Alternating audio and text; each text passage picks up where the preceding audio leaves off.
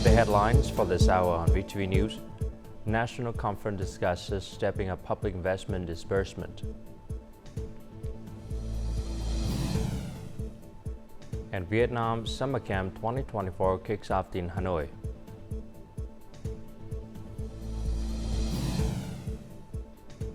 And in world news, 20th China Party Central Committees start third plenary session.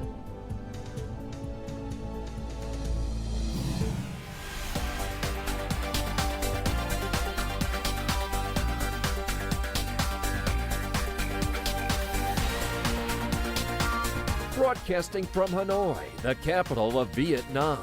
VTV News starts right now. Hello, it's 8 a.m. local time in Hanoi. You're watching VTV News. On Tuesday afternoon, State President Tolam received Azerbaijani Ambassador Shafki Kamal Okul Hedidas, Kazakh Ambassador Kanas Tumis, and Turkish Ambassador Kohan Kemerk. This is in the following story. During the meeting, State President Tolam affirmed Vietnam's commitment to further strengthen the traditional friendship and multifaceted cooperation with Azerbaijan, Kazakhstan, and Turkey. Vietnam stated that it would support these countries in international and regional forums, including the United Nations, acknowledging the positive development in economic and trade cooperation between Vietnam and the three countries. The state president pointed out that the cooperation hadn't reached its potential and there was still room for further development, especially in culture, tourism, sports, local cooperation, and people-to-people diplomacy. Vietnam asserted that it would create favorable conditions for enterprises of these countries to do business and invest in Vietnam. Vietnamese state president expressed his belief that the ambassadors will make practical contributions to promoting cooperative relations with Vietnam. The ambassadors congratulated State President To Lump on his election as Vietnamese state president, affirming their commitment to further promote high-level visits and bring cooperation areas to new heights. On this occasion, the ambassadors of Azerbaijan and Kazakhstan presented the state president with gifts vividly demonstrating the traditional friendship, including photos of late State President Ho Chi Minh when he visited Azerbaijan and Kazakhstan in 1959. This year is also the 65th anniversary of State President Ho Chi Minh's visit to the two countries.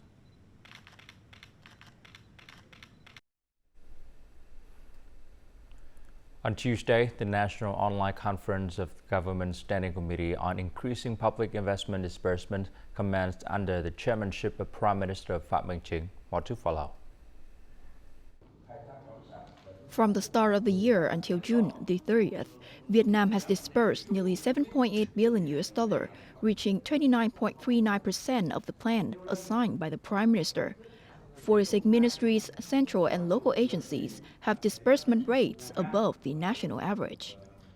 Thanks to the strong support from the government and Vietnamese people, the 500 kilovolt power line project has made record progress, especially compared to other similar projects which usually take nearly 4 years. The conference also features many recommendations and proposals to disperse public investment more effectively in the coming time.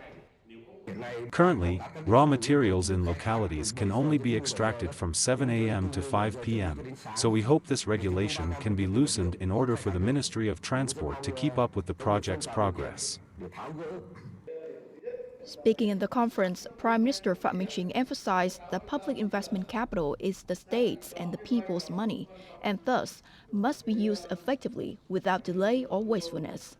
The government's leader stressed 5 determinations and 5 guarantees to strive for the disbursement rate of 95% of the assigned plan in 2024.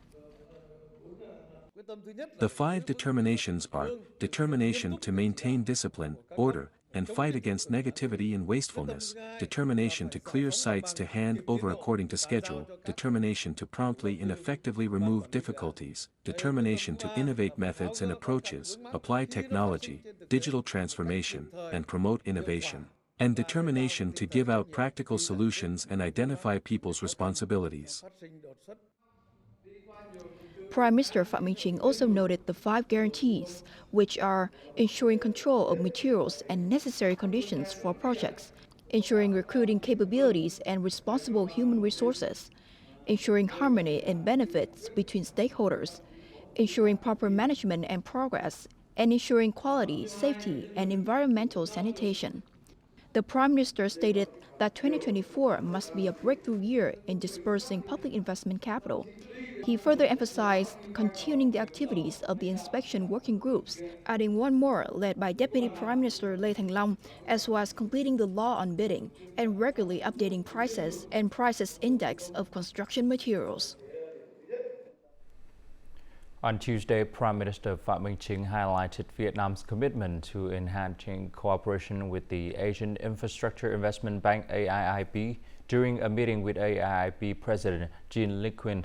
Regarding transport infrastructure, Vietnam needs investment in all 5 modes of transport, but investment must be strategic to create new development opportunities, reduce logistic costs, boost productions, create jobs, and promote sustainable development.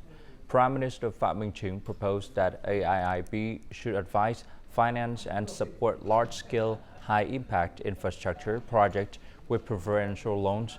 These projects include the North-South High-Speed Railway, 3 northern railway lines connecting to China and extending through China to Europe and Central Asia, and urban railway lines in Hanoi and Ho Chi Minh City.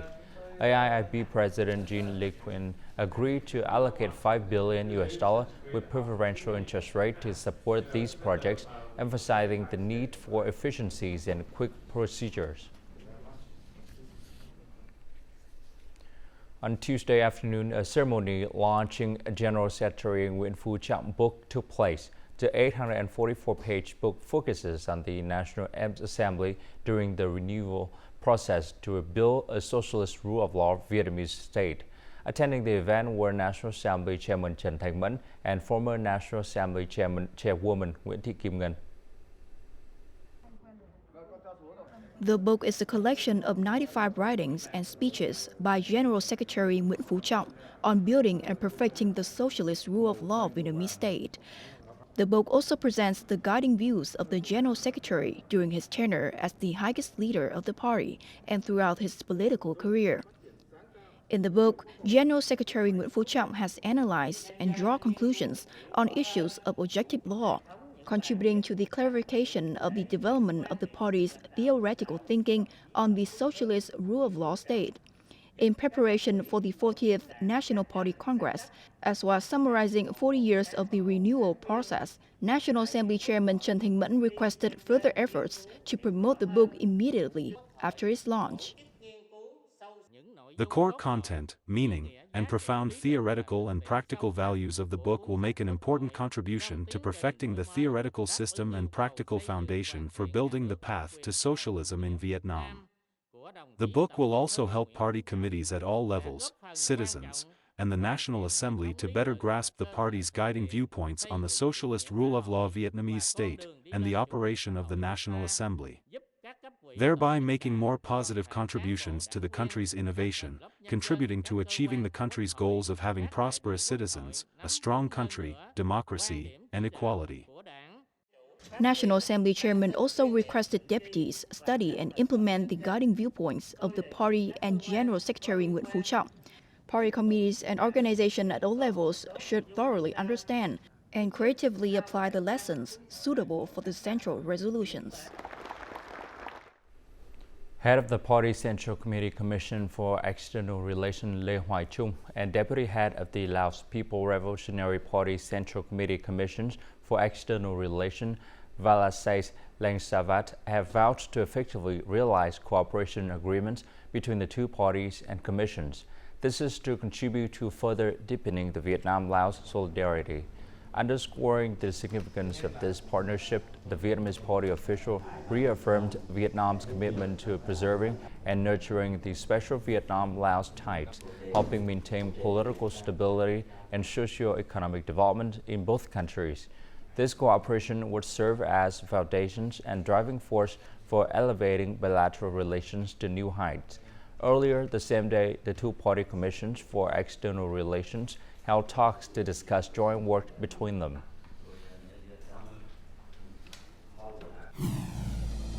Coming up next on VTV News, Vietnam strives to reduce airfare prices.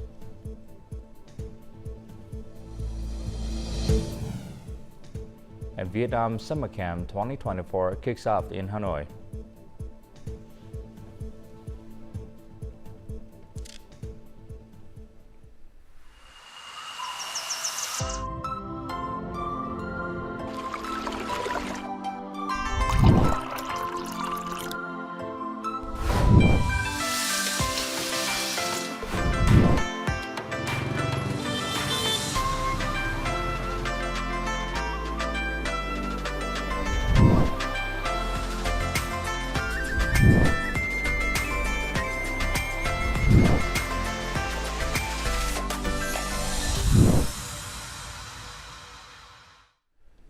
The recovery of external and domestic trade demand as well as the manufacturing sector have supported the Vietnamese economy to grow stronger than expected in the first half of 2024.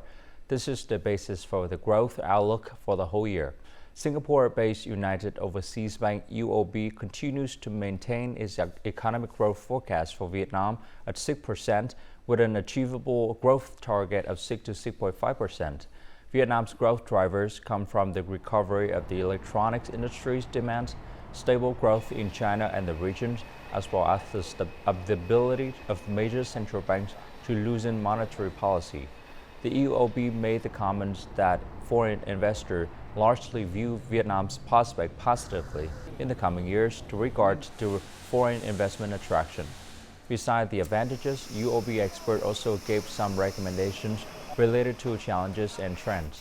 They noted that risks such as geopolitical conflicts could significantly impact global trade, affecting transportation, energy, and commodities.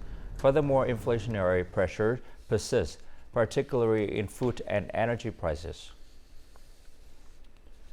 In the past 6 months, the Civil Aviation Authority of Vietnam has advocated for airfare price stabilization and increased flight frequency to ensure the benefits to both passengers and the aviation industries.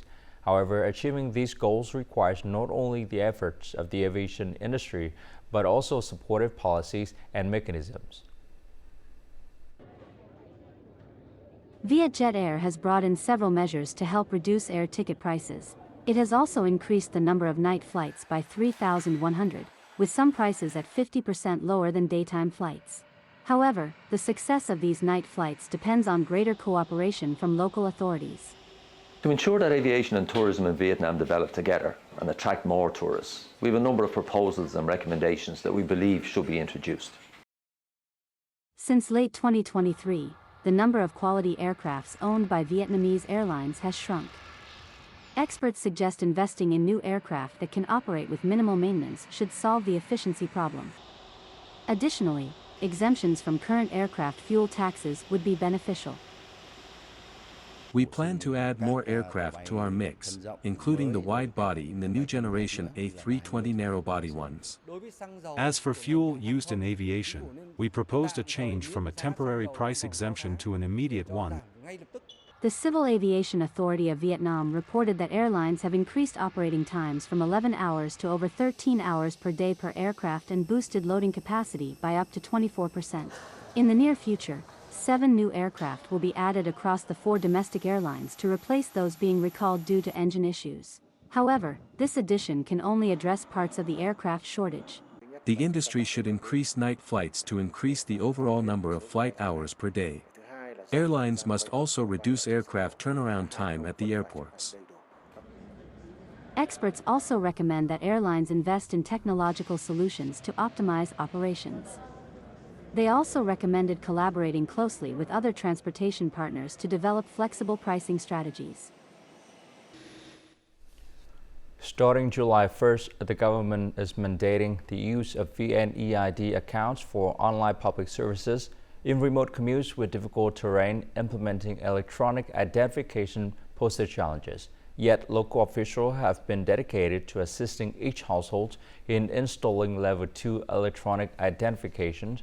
Our report in Nan San Commune, Simacai Border District, Lào Cai Province. The local technology team visited the family of Then Xuân Vân, a Nung household, to introduce the VNEID application. At over 80 years old, Vân uses his phone solely to make calls. The police officer used his smartphone to help him register and activate his Level 2 electronic identification account. What's difficult about all of this is the fact that people over 40 years old in remote areas are mostly illiterate. Traditionally, we have to carry various identification documents when visiting doctors or traveling. The new digital identification simplifies this process, reducing the risk of losing or forgetting documents. Chiang Thien Phu owned a smartphone but was unsure how to install the application. The local police and a mobile network operator provided him with a free SIM card and helped him set up the application. I heard about this and didn't know what to do. Today, the police and the local officials provided me with a SIM card. Residents often work far from home, so officials need to be persistent in their outreach efforts.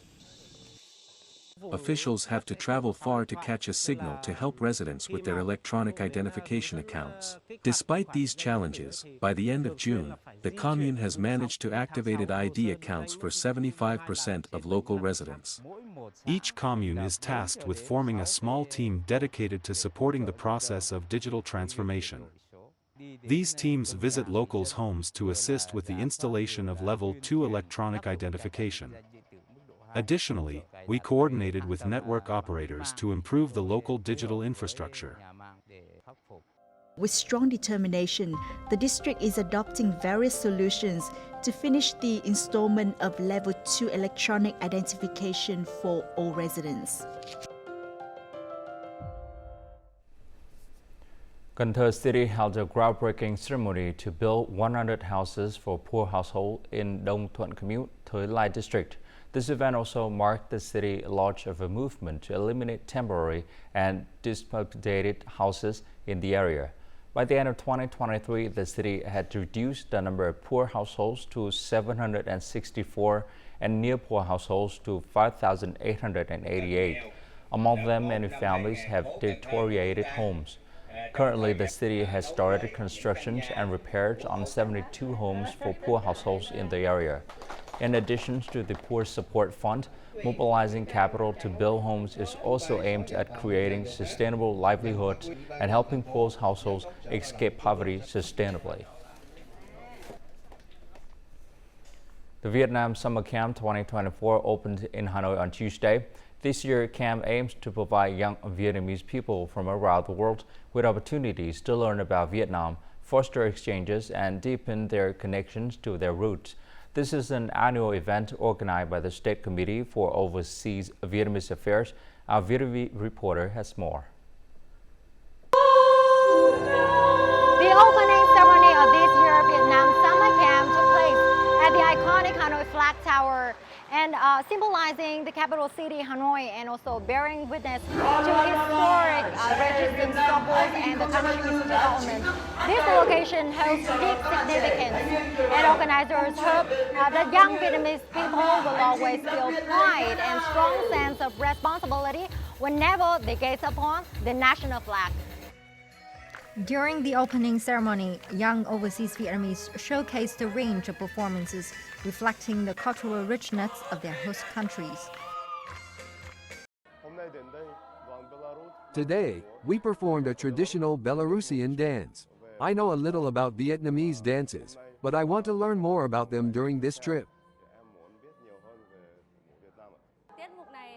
This performance highlights the friendship between Vietnamese and Lao people. I hope it strengthens ties with Vietnamese youth living in Laos with their homeland and fosters new friendships between Lao and Vietnamese people. Besides fostering cultural exchange and making friends, overseas Vietnamese youth eagerly anticipate gaining valuable experiences throughout the summer camp. I feel excited to join this year's summer camp. The most thrilling aspect is experiencing Vietnamese culture and witnessing the country's famous landscapes. We will visit Hue during this trip, and I am eager to try Hue cuisine.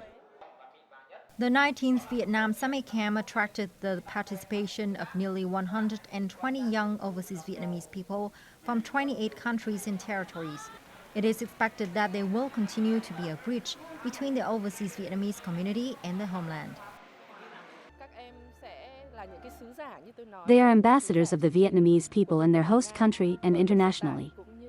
Since many of them live in developed countries, they can contribute to the construction and development of Vietnam with their knowledge.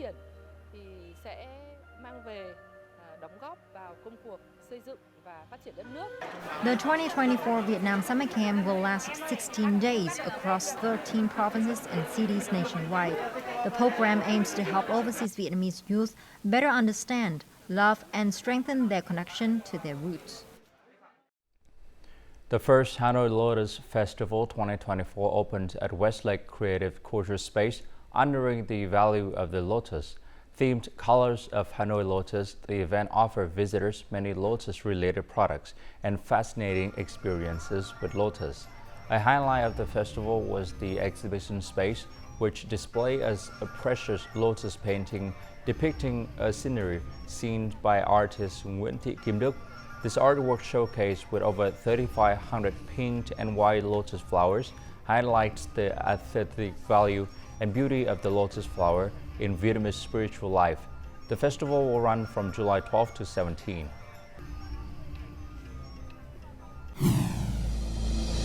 Coming up next in On One News, the 20th CPC Central Committee starts third plenary session. And heavy rains killed at least 35 in eastern Afghanistan.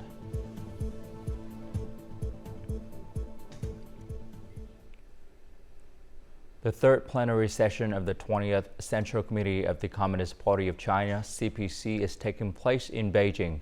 At the plenary session, Chinese President and General Secretary of the CPC Central Committee, Xi Jinping, delivered a work report on behalf of the Political Bureau of the CPC Central Committee. He expounded on draft decisions of the CPC Central Committee on further comprehensively deepening reform and advancing China's modernization. From Monday to Thursday, the third plenary session is expected to focus on further deepening reform in order to advance China's modernization. Top party officials will also give opinions on the draft decision.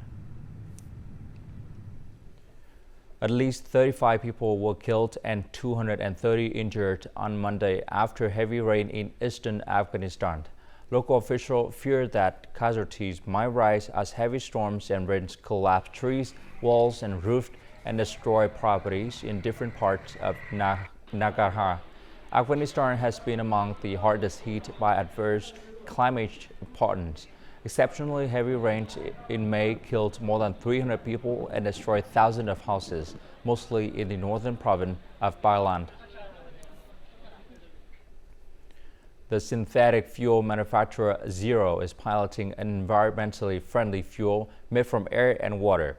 The fuel is made by extracting carbon dioxide from the air and hydrogen from water using renewable energy. These are combined to create carbon monoxide, which is processed with catalysts to create the synthetic fuel. The UK-based company forecasts that the first commercially available synthetic fuel will be around 4 to 5 times more expensive than traditional fuels. This cost is expected to drop rapidly over the next 10 years. The company is also planning on developing the fuel globally.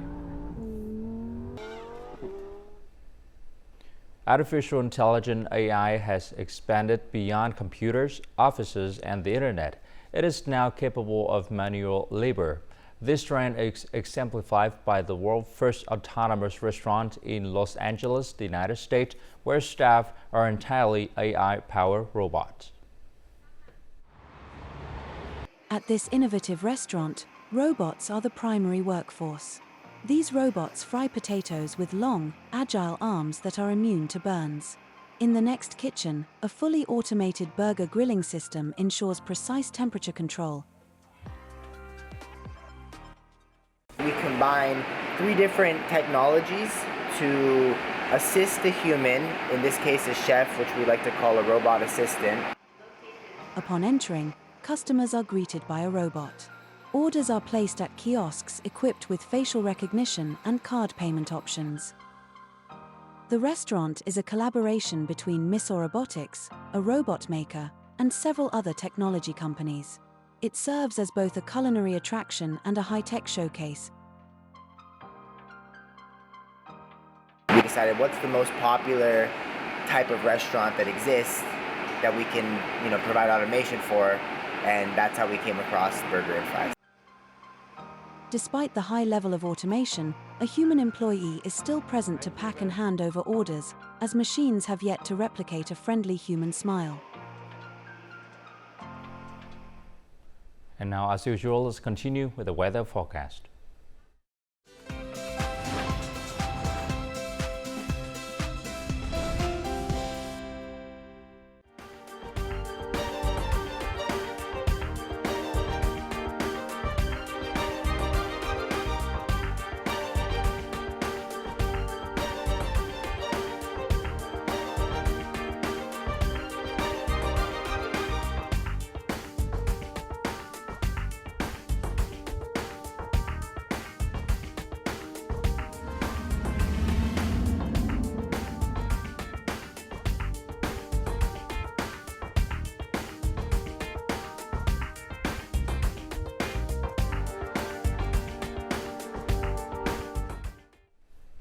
And that's it for this hour on VTV News. To rewatch our program, you can log on to VTVgo.vn or download our mobile application VTVgo.